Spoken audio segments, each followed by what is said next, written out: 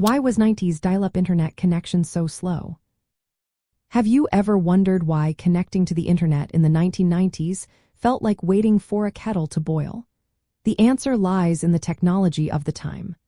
Dial-up internet operated over standard telephone lines, which were originally designed for voice communication. This meant that the lines were not optimized for the fast transmission of digital data.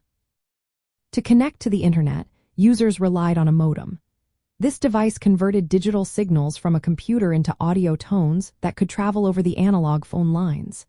Then, at the other end, these tones were converted back into digital signals.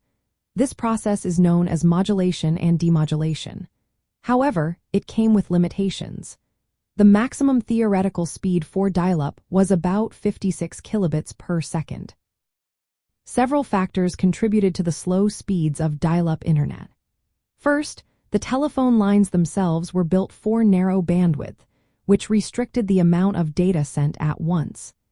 The analog nature of these lines also introduced noise and interference, often reducing effective speeds well below that 56 kilobits per second. Next, the modem technology of the early 1990s started at speeds like 9.6 kilobits per second. It gradually improved to 14.4 kilobits per second, then 28.8 kilobits per second, 33.6 kilobits per second, and finally 56 kilobits per second by the late 1990s.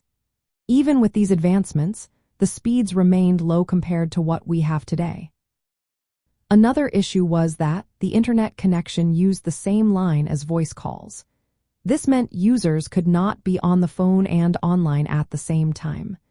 It created a practical inconvenience, forcing many to wait until the phone line was free to connect. The connection process itself was also slow. Dial-up required the modem to dial the internet service provider's server, producing those iconic screeching sounds. This process took time and could be unstable, leading to frequent disconnections and slowdowns.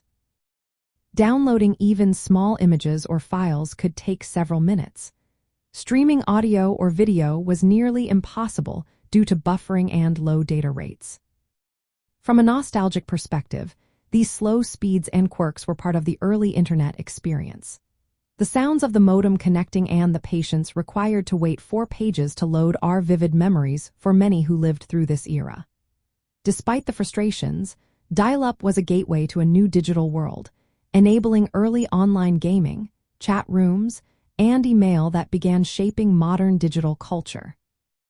Practically, dial-up was accessible because it required no new infrastructure. It used existing phone lines, making it widely available even in rural areas. However, as the decade ended, broadband technologies like asymmetric digital subscriber line began to replace dial-up. These new technologies offered speeds many times faster, allowing for richer internet experiences that dial-up simply could not support. The slow speed of 1990s dial-up internet was due to the limitations of analog telephone lines, early modem technology, and the nature of data transmission over voice channels. These factors combined to create a distinctive, often frustrating, but memorable experience of early internet use.